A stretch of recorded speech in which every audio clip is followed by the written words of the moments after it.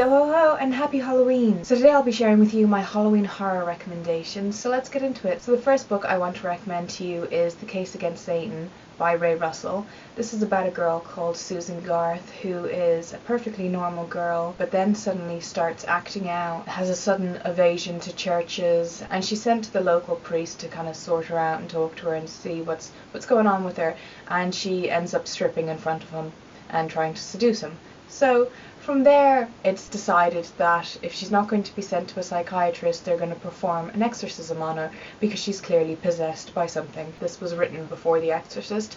There are certain similarities in the sense of like her being tied down to a bed and vomiting and things like that, so you do get a kind of sense of deja vu. I think this is a lot more interesting than The Exorcist in the sense of where the plot eventually goes. Like, I was kind of iffy on it at first, and then halfway through something happens and I was just like, that is way more hardcore than The Exorcist could ever dream of being, and it just kind of sold me. If you're into psychology and possession, I think this is definitely one to check out. Then we have a classic, The Haunting of Hill House by Shirley Jackson. Whenever October rolls around, everyone generally leans towards Stephen King, but I think, Shirley Jackson is just the pinnacle of horror writing. She knows how to create a creepy atmosphere in a book. I think everyone knows what this is about at this stage because I think this is popping up in a lot of recommendations this year. Basically, it's about a group of people who gather at a house that has a lot of history to it for a summer for an experiment. So they've been kind of led there not really knowing what they're getting themselves into, and then once they kind of settle in, they start noticing weird sort of paranormal things starting to happen. The other thing is that it gets going pretty quickly, so that's always kind of good with horror because I find a lot of the time you're waiting and waiting and waiting, and there's a lot of character development and building the suspense. This one gets moving pretty quickly. It's probably one of the best Shirley Jackson novels to kind of start with. Next, I'd like to recommend The Monk by Matthew Lewis. This is a recent read for me, and it was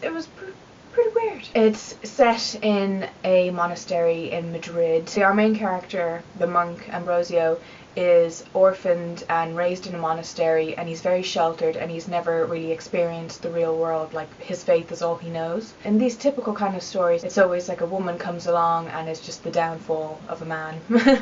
And that's kind of what happens in this. Every horrible, atrocious act a human being can commit happens in this book. Now, I found it quite difficult to get into in the sense of the writing style. Throughout the novel, it jumps back and forth between first and third person narrative, so it's kind of like blink and you miss it. It's one that you really need to dedicate some time to and your full attention to. It is very fast paced in some areas, but others very slow. A lot of stuff going on in it. There's a lot of subplots that eventually come together. It's a very heavy read, but I think it's definitely worth it if you're into messed up gothic literature. Next up is Dark Water by Koji Suzuki. This is a collection of short stories. I really enjoy Koji Suzuki. He's one of my favorite Japanese horror writers, and I really enjoyed this. I think the first short story, Floating Water, is probably the strongest in the collection. That is the story that was made into the films Dark Water. It really kind of just completely sucked me in and I absolutely adored it. Some of the short stories are paranormal related and then others are man-made horror. The other short stories that stood out to me in this were Solitary Isle, Forest Under the Sea, and The Hold. I really enjoyed The Hold. I think The Hold was my second favourite to Floating Water. If you're into Japanese horror and short stories, especially short stories that are based around one certain theme, such as this, I think it's definitely one to check out, and it is pretty spooky and creepy in places. Like, Koji Suzuki does know how to make an atmosphere. Next up is one of my favourite books that I've read so far this year. It's I Am Legend by Richard Matheson. It's regarded as a vampire novel, but it's more so an outbreak novel where every man, woman on the face of the earth become infected with this virus that turns them into vampire-like creatures. Only one man, Robert Neville, is not affected by this. So basically it's about the last man on Earth and his survival. It kind of follows what he does every day, him trying to kill as many of these creatures as possible. You find out what happened to his family. Considering like what it's about, it's a very humanizing novel and tragic and sad in places. If you're a fan of action-related horror, this is pretty action-heavy. This is the novel that the zombie genre jumped out of. If you're a horror enthusiast, it's one of the big ones that you should read. Next up is The Penguin Book of Witches, edited by Catherine Howe. This is a book on the history of witchcraft throughout Europe and America, primarily focusing on the Salem witch trials. If you're into witchcraft, the history of witchcraft and the history of the Salem witch trials, this is really, really well done. Catherine Howe's input. She also takes from witch hunter manuals and historical books. It just covers absolutely everything. You know, and it's quite a short book, but it's like there's a lot of information compressed into it. If you're into witchcraft and the history, you should definitely check this out because it's really worth the read. Next is another short story collection. It's Haunted by Chuck Palahniuk. Most people are horrified by the first short story in this, which is Guts. I personally didn't like Guts because it just really grossed me out, and I can't really deal with prolapsed assholes. Like, I just can't deal with it. It's like eyeballs and prolapsed assholes are the two things that I just cannot deal with in this world. It's interestingly written in the sense is that it's a writer's retreat, so we've got about I think it's like 20 people or so writing short stories. The short stories that really stood out to me were The Nightmare Box and Ritual, or The Ritual. Those were my two favourites. It covers all the grounds of horror and horrible things, and at some points it might make you feel a bit sick or really gross you out, and you'll have to put it down and just like leave it for a couple of days. This was not the case with me, but I thought it was pretty interesting, and again, if you're into short stories, it's another one to check out. Next is a fairly popular book. It's an author who makes every bloody horror list in the history of ever. It's Salem's Lot by Stephen King, the only Stephen King book I read this year. One of the most famous vampire novels about a small town called Jerusalem's Lot, where not much really happens until a man who owns an antique store moves in, and then weird things start to happen in the town. A dog is murdered and tied up to a fence in the cemetery. A few local kids go missing and wind up dead, but are they really dead?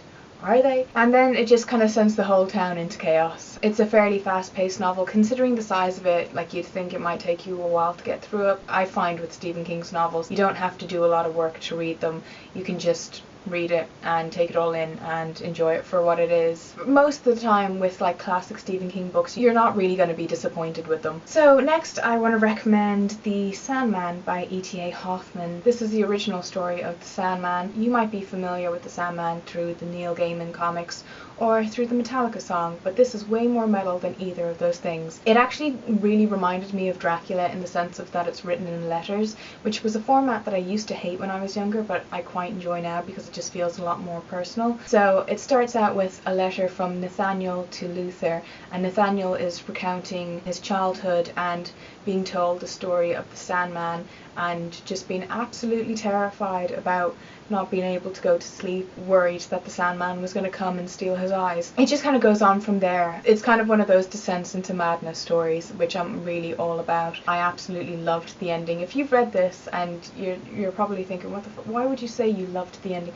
I loved the ending. I thought that was really cool, and it was totally metal, and I think the story itself is like 55 pages long. I think this is a great place to start if you just want to dip your toe into classic horror stories. And then finally, my last recommendation is a book that I'm currently reading. I did this last year for one of the books, so I feel like I'm going to carry it on as a tradition as like what I'm currently reading. It is Uzumaki by Junji Ito.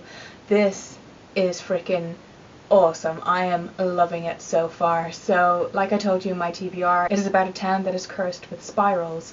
Now you might be thinking, spirals? Like, what's scary about a spiral? If you saw how people die of spiral-related deaths in this, you'd be like, oh, yeah, that's pretty gross. It's a really extreme manga. It's absolutely everything I want in a horror manga, to be perfectly honest. Like, it's gory, it's fast-paced, it's perfect. So far, so good. I'm really liking it. The plot is really interesting, and the deaths themselves are really, really creative. Oh, I love it. I really recommend it if you're into manga or graphic novels. You should definitely try to get your hands on this and give it a read because you will not regret it. It's just a fun, over-the-top horror manga and it's wonderful. So those are my horror recommendations for this year. Let me know what horror novels you're reading and what you recommend, because I'm always looking for more horror recommendations myself. And I hope you enjoyed this video, and I will talk to you soon. Goodbye.